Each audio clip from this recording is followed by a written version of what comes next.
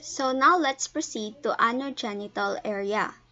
So first is we need to inspect the anus of a newborn to be certain it is present, patent, and not covered by a membrane.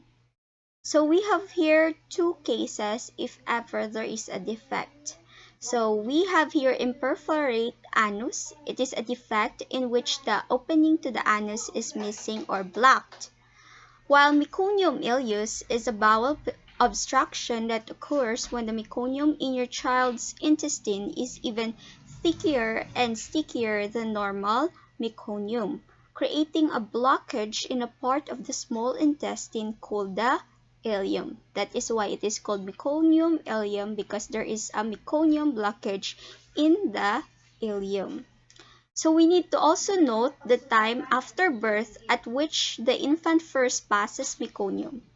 So if a newborn does not do so in the first 24 hours, we may suspect imperforate anus or meconium ileus. So to test for anal patency, we have here, we could gently insert the tip of our gloved and lubricated little finger. So that's it. So next is we have here the picture of a normal anus and an imperforate anus. So as you can see here, a normal anus has a bigger passage, while an imperforate anus has a smaller passage of stool or meconium. Now let's proceed to male genitalia. So there is a male genitalia and a female genitalia. So we will be tackling it later for the female genitalia. Now let's focus in the male genitalia. So male genitalia, the scrotum in the most male newborns is edematous and has rugae.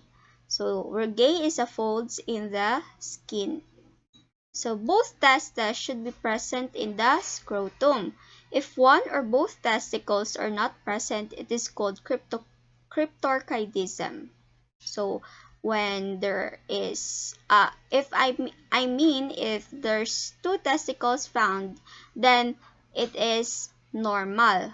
But if there's only one testicle found in the scrotum, then it is called cryptorchidism.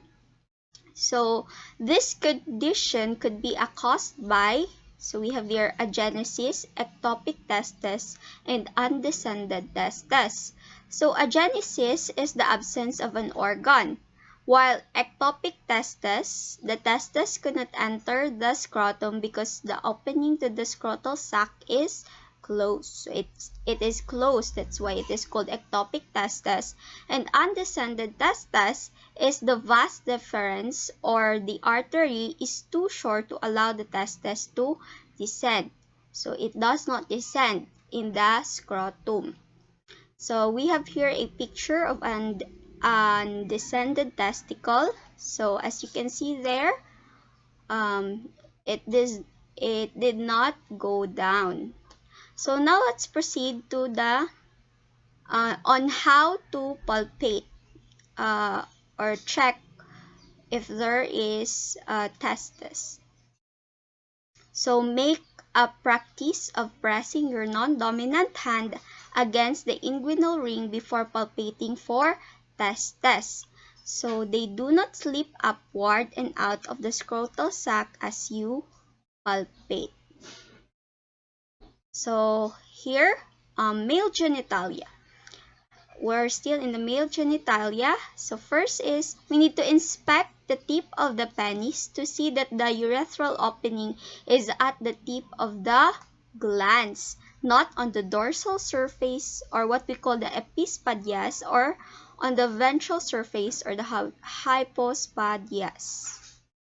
So circumcision should not be done if hypospadias or epispadias is present, because the surgeon may want to use the foreskin as tissue when repairing these conditions. So we have here hypospadias. As you can see, the opening of the urethra is below, while the epispadias, you can see here on the picture also, that it is now above the penis. So the normal should be it's on the center. Now let's go to female genitalia. So female genitalia, the vulva in female newborns may be swollen because of the effect of maternal hormones. So some female newborns have a mucous vaginal secretion, or which is sometimes blood tinge, or what we call the pseudomenstruation. This is caused by the action of maternal hormones. That is why when it is found and the mother sees it, we need to say or tell them that the discharge disappears as soon as the infant system has cleared the hormones.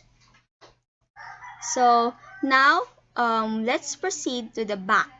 So the spine of a newborn typically appears flat in the lumbar and sacral areas. So when the newborn was born, when the baby is born, so you can see it is normal that the newborn has a flat lumbar and sacral areas. So spinal bifida occulta is when a baby's backbone does not fully form during pregnancy. The baby is born with a small gap in the bones of a spine. So as you can see here, there's a picture where there's a gap in the bones of the spine of the baby. So a child who was born in a front breech position tends to straighten the legs at the knee and bring their feet up next to the face. So the position of a baby with a face presentation sometimes simulates opisthotonus for the first week because the curve of the back is deeply concave. So as you can see there in the picture, that is an example of a opisthotonus baby. So now let's proceed to extremities. So extremities, let's go from the upper extremities first. The arms and legs of newborn appear short. The hands are plump and clenched into fists. Newborn fingernails are soft and smooth, and usually long enough to extend over the fingertips. So to test, we need to test the upper extremities for muscle tone by unflexing the arms for approximately 5 seconds. So you need to test. So you need to unflex. So of course the babies are flexing their arms. So we need to unflex it for approximately 5 seconds. And if the tone is good, an arm should return immediately into its flex position. So after you unflex it and you release it, after 5 seconds, it will return immediately from its original position or its flex position. So unusually short arms may signify achondroplastic dwarfism. So we need to observe for unusual curvature of the little finger and inspect the palm for a simian crease. A single palmar crease in contrast to the 3 creases normally seen in a palm. So as you can see in the picture, we have here achondroplastic dwarfism. You can see there's a large head with a prominent forehead. So there is a normal size of torso, but as you can see, it has short arms and legs. So of course, we can see here a simian crease. So for a normal palm crease, you can see there's 3 lines. While in the single palmar crease, you can see there's a 1 straight line in the palm of a baby. So that is what you call a simian crease. Although curved fingers and simian creases can occur normally, they are commonly associated with Down syndrome. A newborn's arms and legs should move symmetrically unless the infant is demonstrating a tonic neck reflex. So an arm that hangs limp and unmoving suggests possible birth injury. So if you were assessing a newborn and you have discovered that the arms only hangs limp and not moving, then there could be possibility that there is an injury to the clavicle or to the brachial or cervical plexus or a fracture of a long bone. So after assessing the arms, also we need to assess for any webbing or what we call the syndactyly. And also we need to assess for extra toes or fingers or what we call the polydactyly. So in the slide, you can see here that we have two kinds of syndactyly or webbing.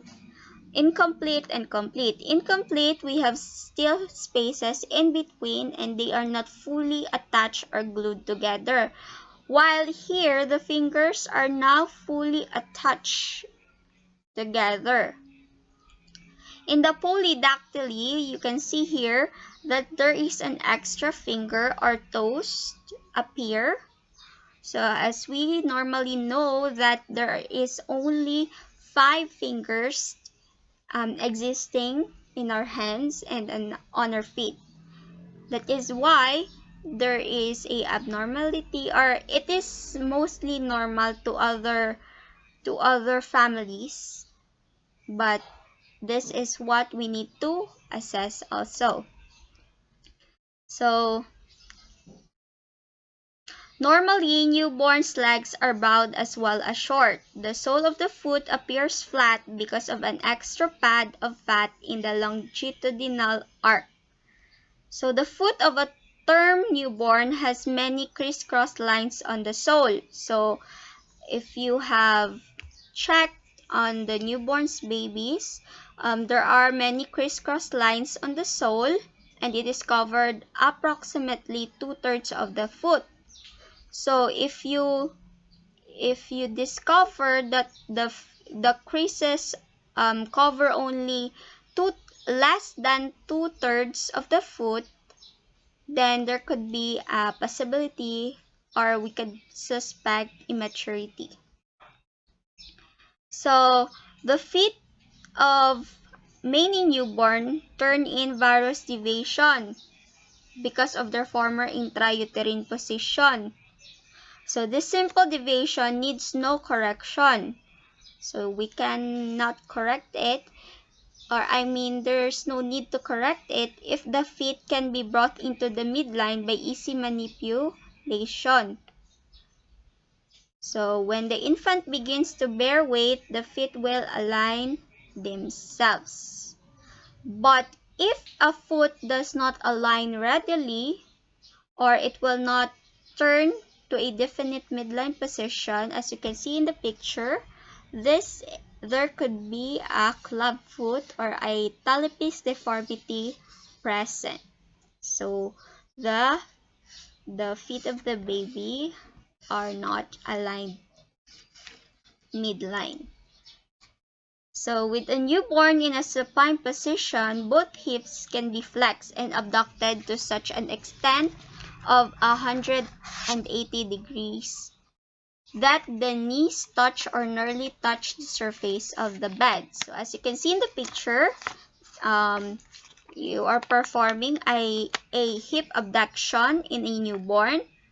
Both hips should abduct so completely they lie almost flat against the mattress or 180 degrees. So if the hip joint seems to lock short of this distance, or what we call 160 to 170 degrees, a hip subluxation, what is hip subluxation? That is a shallow and poorly formed acetabulum is suggested. So you can see here in the picture an example of subluxation. So a further test for subluxation can be elicited by holding the infant's leg with the fingers on the greater and lesser trochanter and then abducting the feet. So here If subluxation is present, a clunk of the femur head striking the shallow acetabulum can be heard. So what we call that clunk is Ortolani's sign. So if the hip can be felt to actually slip in the socket, this is now what we call the Barlow's sign. So subluxated hip may be bilateral but is usually unilateral. So it is important that we need to discover early as possible the hip subluxation because correction is most successful if it is initiated early. So as we can see in the picture, we have here the Ortolani test and the Barlow test. Next, now when lying on the abdomen, newborns are capable of bringing their arms and legs underneath them and raising their stomach off the bed high enough for a hand to be slipped underneath. So this ability helps to prevent pressure or rubbing at the cord site. So because the cord doesn't actually touch the bedding when in this position. So that is all. We are now at the end of our discussion. So let's just put in our mind that we as future nurses should also check the infant's general appearance from head to toe. We need to look at everything from soft spots on the skull to breathing patterns to skin rashes or until the limb movements. So we need to assess from skin up to the extremities because it helps us identify newborns if they have problems that needed further care. So that is all, and thank you.